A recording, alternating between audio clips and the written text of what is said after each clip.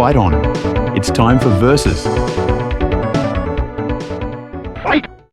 On this issue of Versus, Chris and I are going to talk about Marvel versus DC. It might be a bit cliche, but we're going to look at it through the lens of the 1990s, okay? Specifically the 1990s. The boom period, the boom right? Period, yep. Now, Marvel Comics began in 1939 as timely publications, launching with superhero characters like the Human Torch and Namor the Submariner.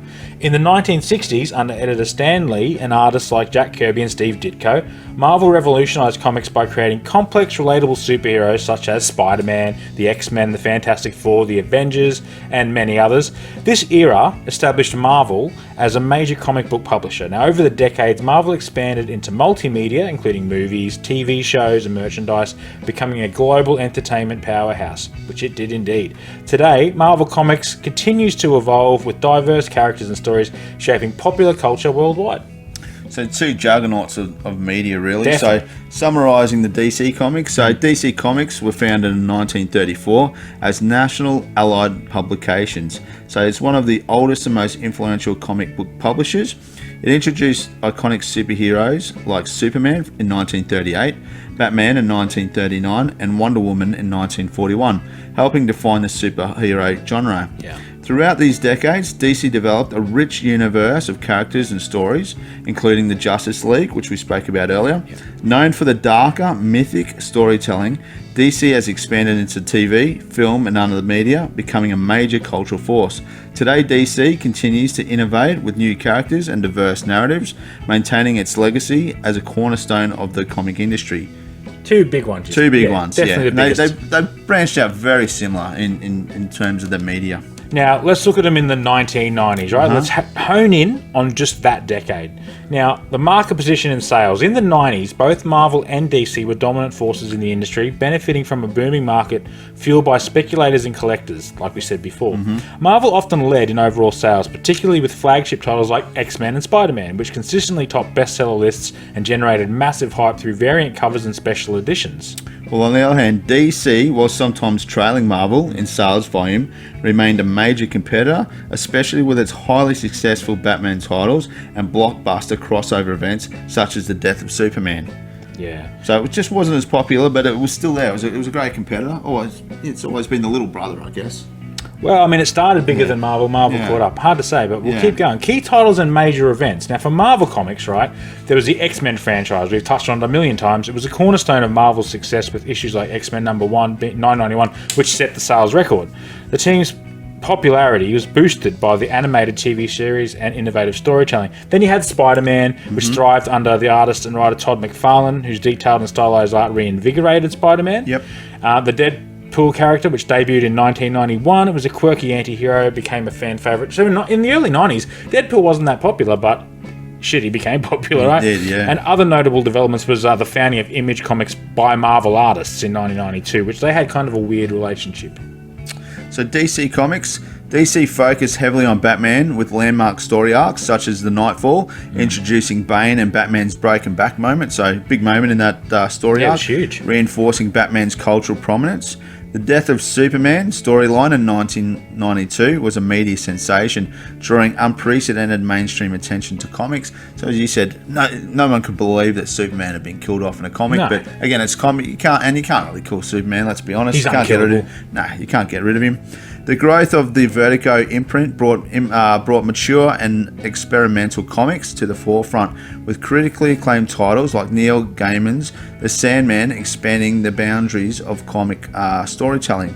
So artistic styles and storytelling approaches. In the 1990s, Marvel Comics were characterized by highly detailed, dynamic, and sometimes exaggerated art styles. Which we love, right? Yeah, that's what we like. Yeah. Exemplified by artists like Jim Lee and Todd McFarlane and Rob Liefeld. The stories often focused on action, sensational events, character-driven drama, which appealed to a younger and more mainstream audience. We were that audience. We were that audience, yeah. At the time. DC, meanwhile, published darker and more psychologically complex narratives, that's true. especially in the Batman and Vertigo titles. Their storytelling often included mature themes, complex villains, which they did well, and mythic elements, targeting older readers and expanding the medium's literary potential. Yeah, business models and distribution. So both companies capitalised on that speculator boom we were talking about by releasing multiple variant covers, limited editions, and collectible gimmicks that encourage fans to buy multiple copies. multiple covers of the same issue. That was a cool thing. This helped temporarily inflate sales but contributed to an oversaturated market. And Marvel's relationship with its artists changed notably as several top creators, as I said before, left to form Image Comics, highlighting issues of creator ownership and rights that DC and Marvel handled differently.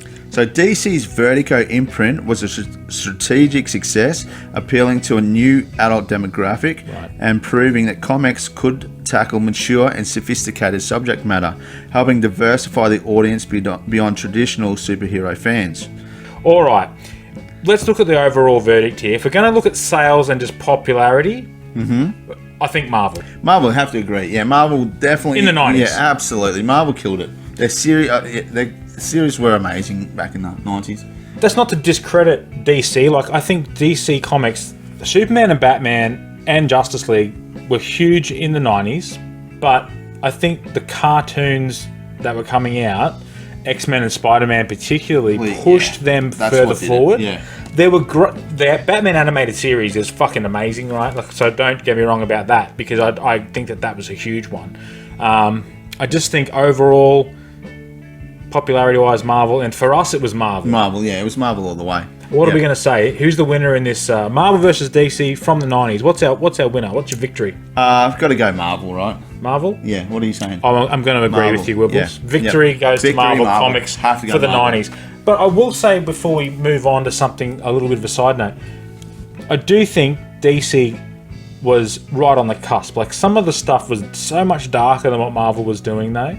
He killed fucking Superman. Well, he killed Batman. He broke Batman's back. That's serious shit. Well, the thing is now, I think maybe if we went back in time and watched those series now again, we might enjoy them more, or we might have a greater because we're older. Because we're older, yeah. That's a good point, mate. Yeah.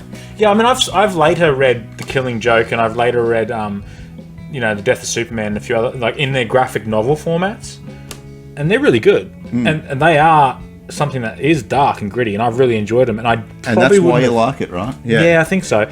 Like, storytelling quality and like the creative innovation of DC was right up there. They did a great job. So not selling them short. Marvel was the winner, but nevertheless. Now, there's a little side note I wanted to talk about just before we finished up this versus, and that is that in 1996 there actually was a Marvel versus DC series.